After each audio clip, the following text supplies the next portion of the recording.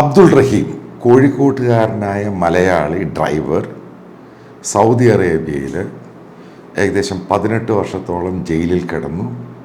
അയാൾക്ക് ഡെത്ത് പെനാൽറ്റിയുമായിട്ട് ബന്ധപ്പെട്ട് എക്സിക്യൂഷന് പോകുന്ന സമയത്ത് അദ്ദേഹത്തിൻ്റെ ഉമ്മയുമായിട്ട് ബന്ധപ്പെട്ട് കേരളത്തിൽ ബ്ലഡ് മണി പിരിക്കുവാൻ വേണ്ടി മലയാളികൾ തീരുമാനിക്കുന്നു. അപ്പോൾ അതിനുവേണ്ടി ഒരു നിയമപരിരക്ഷ ഗ്രൂപ്പ് സൗദി അറേബ്യയിലുണ്ടായിരുന്നു. അപ്പോൾ അവരുടെ എല്ലാം കൂടെ അഡ്വൈസോടു കൂടിയാണ് ഈ പണം പിരിക്കുന്നത്. വളരെ നല്ലത്. ഒരാളെയും ഇതേപോലെ കൊല്ലുന്നതുമായി ബന്ധപ്പെട്ടും നിരപരാധിയായ ഒരാൾ ശിക്ഷിക്കപ്പെട്ട് അകത്ത് കിടക്കുന്നതിനോടും ഒരു കാരണവശാലും എനിക്ക് യോജിക്കാൻ സാധിക്കില്ല. അതുകൊണ്ട് ആ ചെയ്ത പ്രവൃത്തി പുണ്യപ്രവൃത്തിയാണ് എന്ന് വിശ്വസിക്കുന്ന ഒരാളാണ്. പക്ഷേ ഈ പണമൊക്കെ കൊടുത്ത് നമ്മളിത് ചെയ്യുമ്പോൾ കേരളത്തിലുണ്ടായ ഒരു ട്രെൻഡുണ്ട്. അതായത് അബ്ദുൾ റഹീം എന്ന് പറയുന്ന ഡ്രൈവർ, അദ്ദേഹം പൂർണ്ണമായിട്ടും നിരപരാധിയാണെന്നാണ് ഇവിടുത്തെ സോഷ്യൽ മീഡിയയും കേരളത്തിലെ മെയിൻ സ്ട്രീം മീഡിയയൊക്കെ പറയുന്നത്. അപ്പം അതുമായി ബന്ധപ്പെട്ട് എൻ്റെ പല സുഹൃത്തുക്കളും മെസ്സേജ് അയക്കുന്നു, ഫോൺ ചെയ്യുന്നു. അപ്പം എന്നോട് ചോദിച്ചു, ഇതിനെപ്പറ്റി താങ്കൾക്ക് എന്താണ് ഒരു അഭിപ്രായമുള്ളത്? അപ്പം ഞാൻ ഇതൊക്കെ ഒന്ന് കഴിയട്ടെ, ഇപ്പം എന്താണ് സംഭവം എന്നുള്ളത്. കാരണം ഞാൻ എൻ്റെ ഒരു കൺക്ലൂഷനിൽ വരുമ്പോൾ അത് അവിടെയുള്ള പല ആൾക്കാരോടും വിളിച്ചു ചോദിക്കണം. അപ്പം ഇതിൻ്റെ ഒഫീഷ്യൽസുമായിട്ട് ബന്ധപ്പെടണം. അപ്പം അതൊക്കെ നടന്നുകൊണ്ടിരുന്നു. അപ്പം ഞാനൊരു ഇൻ ഡീറ്റെയിൽഡ് ഒരു ഇമെയിൽ അയച്ചിട്ടുണ്ട് സൗദി അറേബ്യയിലുള്ള ഇന്ത്യൻ എംബസിക്കും അംബാസഡറിനും. എന്താണ് ഈ സംഭവം? ഇദ്ദേഹം നിരപരാധിയായിട്ട് ഇത്രയും നാളും അവിടെ ജയിലിൽ കിടന്നു.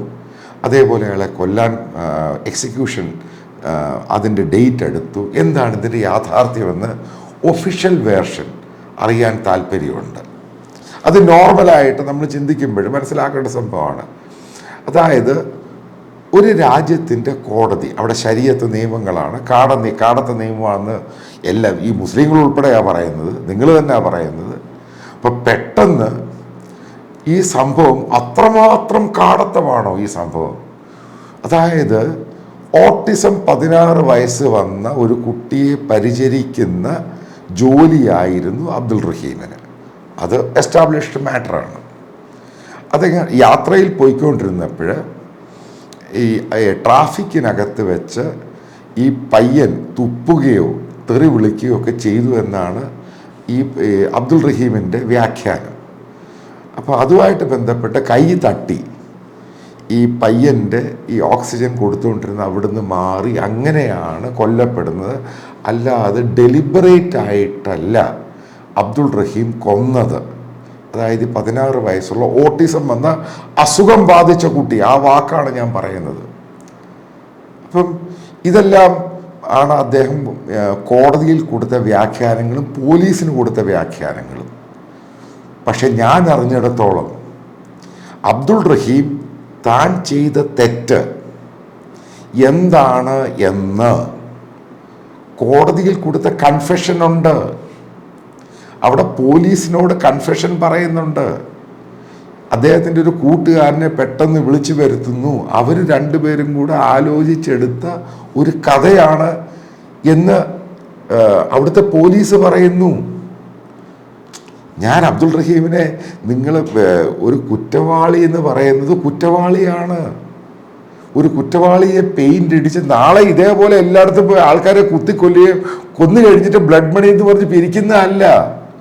അതുകൊണ്ടാണ് ഞാൻ പറഞ്ഞ ഫൊർഗീവ്നെസ്.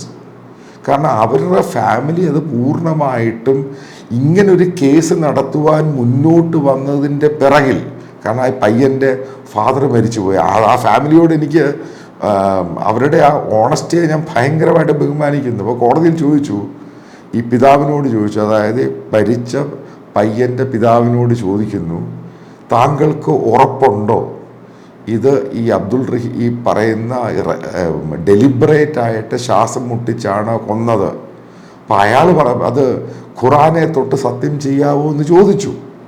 അപ്പോൾ അയാൾ പറഞ്ഞു, ഖുറാനെ തൊട്ട് ഞാൻ സത്യം ചെയ്യത്തില്ല, കാരണം ഞാനിത് നേരിട്ട് കണ്ടില്ല. പറഞ്ഞ ആ മനുഷ്യനെ നമ്മൾ അംഗീകരിച്ചു കൊടുക്കണം.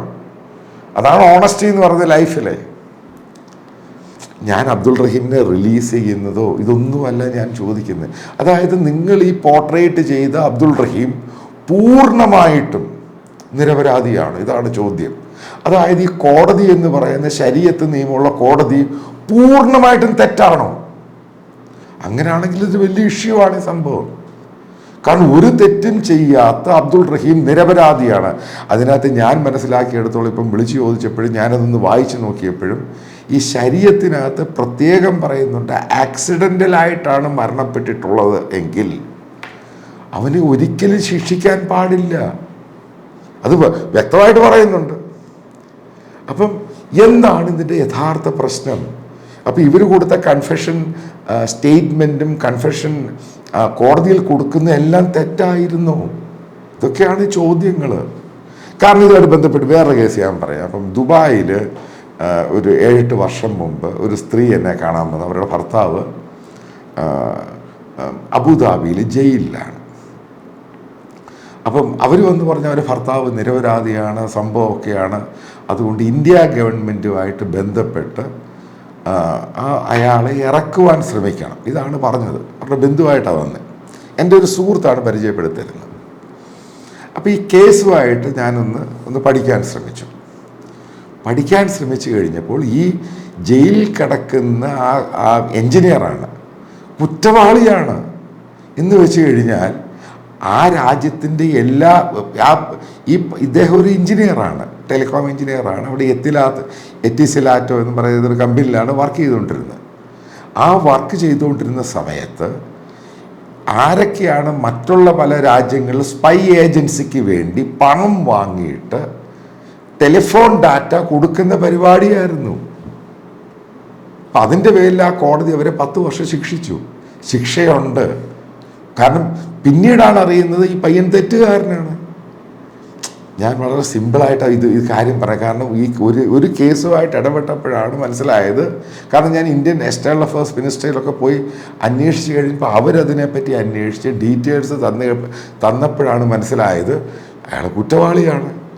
അതേപോലെ തന്നെ നമ്മൾ ഒരു ഓട്ടിസം അസുഖം വന്ന ഒരു കുട്ടി, അതാണ് ഇതെല്ലാം അറിഞ്ഞിട്ടാണ് അബ്ദുൾ റഹീം അവിടെ വർക്ക് ചെയ്യുന്നത്.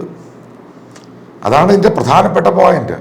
അപ്പോൾ ഇങ്ങനെ ഒരു കുട്ടിയെ 16 വയസ്സ് വരെ വളർത്തുക, അത് നിങ്ങൾ അറിയണം അതിൻ്റെ അകത്ത് പെയിൻ എത്രമാത്രം ഉണ്ടെന്ന്. അപ്പോൾ അവനെ ശുശ്രൂഷിക്കുവാൻ വേണ്ടി അബ്ദുൾ റഹീം എന്ന് പറയുന്ന ഒരു ഡ്രൈവറെ അവിടെ ജോലിക്ക് വെക്കുന്നു. ഇതാണ് മാൻഡേറ്ററി അവരുടെ ജോലി എന്ന് പറയുന്നത്. ഇനി തുപ്പുവാണെങ്കിലും തെറി വിളിക്കുവാണെങ്കിൽ, എന്നെ ഒരു അസുഖം വന്ന ഒരാൾ, ഇങ്ങനെയുള്ള കുട്ടികൾ ഇപ്പോൾ തുപ്പുവാണെങ്കിലും തെറി വിളിക്കുവാണെങ്കിലും എന്തെങ്കിലും ചെയ്യുവാണെങ്കിൽ ഞാനത് ആ രീതിയിൽ എടുക്കാൻ എന്നെ കൊണ്ട് സാധിക്കുകയുള്ളൂ. കാരണം ആ കുട്ടിക്ക് അസുഖമാണ്. കാരണം നോർമൽ മെൻറ്റാലിറ്റിയിലല്ല ചെയ്യുന്നത്. ഇതാണ് എൻ്റെ അതിൻ്റെ അകത്ത് പറയാനുള്ള വളരെ പ്രധാനപ്പെട്ട പോയിന്റ് എന്ന് പറയുന്നത്. അപ്പം ഇതൊക്കെ അറിഞ്ഞിട്ടാണ് അബ്ദുൾ റഹീം അവിടെ വർക്ക് ചെയ്യുന്നത്.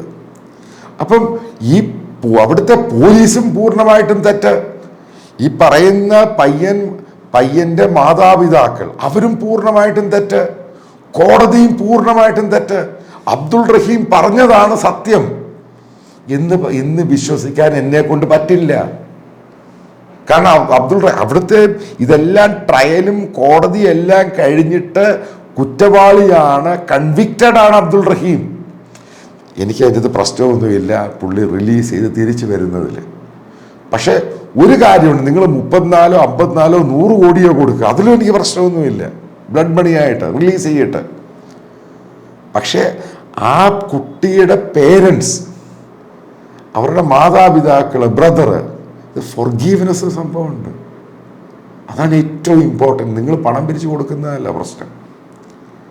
കാരണം അവരുടെ കുട്ടിയാണ് കൊല്ലപ്പെട്ടത്, മരണപ്പെട്ടത്. അത് ഇവനെ ജോലി നോക്കാൻ, ആ കുട്ടിയെ ശുശ്രൂഷിക്കാൻ വേണ്ടിയാണ് ഏൽപ്പിച്ചത്. അപ്പോൾ അതിനെ ജസ്റ്റിഫൈ ചെയ്ത് കേരളത്തിൽ നടക്കുന്ന ക്യാമ്പയിനോട് എനിക്ക് യോജിപ്പൊന്നുമില്ല. നിങ്ങൾ പണം പിരിച്ചു കൊടുക്കുക, അത് വേറെ കാര്യം.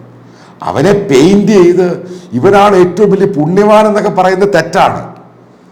അവർ ഉമ്മയ്ക്കൊക്കെ സമാധാനമുണ്ട്, അതൊക്കെ കഴിയും. അങ്ങനെ ഒരു സംഭവം പ്രസിഡന്റ് ഉണ്ടായിക്കഴിഞ്ഞുള്ള സ്ഥിതി എന്താണ്? ഇതേപോലെ കുറ്റം ചെയ്യുന്നു കുത്തിക്കൊല്ലുന്നതിനൊക്കെ നാളെ നിങ്ങൾ പെയിൻറ് ചെയ്ത് ഇവർ ബ്ലഡ് പണി കോപ്പ് പണി എന്നൊക്കെ പറഞ്ഞുകൊണ്ട് പുറകെ പോവും. ഞാൻ പറയുന്നതിൻ്റെ ആ മൂല്യം നിങ്ങൾ മനസ്സിലാക്കുക. ലൈഫ് എന്ന് പറയുന്നത് മനുഷ്യനെ കുത്തിക്കൊന്നിട്ട് അല്ലെങ്കിൽ ശ്വാസം പൊട്ടിച്ച് കൊന്നിട്ട് അത് കൺഫെഷൻ സ്റ്റേറ്റ്മെൻറ്റ് കൊടുത്ത് കോടതിയിൽ പോയി പോലീസ് അന്വേഷിച്ച് ശിക്ഷ കൊടുത്തിട്ട് ആലോചിച്ച് നോക്കണം. കുറ്റവാളിയാണ്, അതിനെ ഇങ്ങനെ പെയിൻറ് ചെയ്തിട്ട് കാര്യമൊന്നുമില്ല. അത് ഇന്നലെ അവരുടെ നിയമ പരിരക്ഷക്കാർ, അതായത് ഈ അബ്ദുൾ റഹീമിനെ സഹായിക്കുക, ഇന്നലെ സ്റ്റേറ്റ്മെൻറ്റ് കൊടുത്തല്ലോ. ഈ വെറുതെ അയാളെപ്പറ്റി സിനിമ എടുക്കാൻ പോകരുത്, നിരപരാധിയാണെന്ന് പറയാൻ പോകരുത്, എന്താണ് സംഭവിച്ചതെന്ന് നിങ്ങൾക്കറിയത്തില്ല. കാരണം ഒരു സ്റ്റേറ്റും ആ കോർട്ടിനെയും പോലീസിനെയും കംപ്ലീറ്റ് നിങ്ങൾ കള്ളന്മാരാക്കി. ആർക്ക് വേണ്ടി? ഈ ചോദ്യമുണ്ട്. ഇപ്പം ഈ ചോദ്യത്തിനും കൂടെ ഉത്തരം കൊടുക്കണം നിങ്ങൾ. അത് അബ്ദുൾ റഹീം ക്ലീൻ ആണോ, പുണ്യവാനാണോ? അത് പ്രധാനപ്പെട്ട ചോദ്യമാണ്. നഷ്ടപ്പെട്ടത് ആ പേരൻസിനാണ്. ഒരു സ്റ്റേറ്റിനെയും ഇൻസ്റ്റിറ്റ്യൂഷനെയും മുഴുവനും നിങ്ങൾ കള്ളന്മാരാക്കുകയാണ്. അത് തെറ്റായ നടപടിയാണ്. എന്താണ് യാഥാർത്ഥ്യമെന്ന് നിങ്ങൾ തന്നെ കണ്ടുപിടിക്കുക. അതുകൊണ്ടാണ് ഞാൻ അംബാസഡർക്ക് കത്ത് എഴുതിയേക്കുന്നത്. എന്താണ് യഥാർത്ഥ കാരണം അതറിയണം. കാരണം ഒരു ഇങ്ങനെയുള്ള ക്യാമ്പയിൻ നടക്കുമ്പോൾ, അതായത് ക്രിമിനലായിട്ട് കോടതി കുറ്റവാളികൾ അയാളെ പെയിൻറ് ചെയ്ത് വൈറ്റ് വാഷ് ചെയ്യുന്നത്, അതിനോട് യോജിക്കാൻ സാധിക്കില്ല. തെറ്റ് ചെയ്തവൻ ശിക്ഷ അനുഭവിക്കണം, ആരാണെങ്കിലും. അത് മാൻഡേറ്ററി, അത് ഈ ലോകത്തിൻ്റെ നിയമമാണ്. അല്ലെങ്കിൽ ഇത് കാടൻ നിയമമായിട്ട് മാറും, ആർക്കും എന്തും ചെയ്യാം. ഇതാണ് അബ്ദുൾ റഹീമിൻ്റെ വിഷയത്തിൽ എനിക്ക് പറയുവാനുള്ളത്.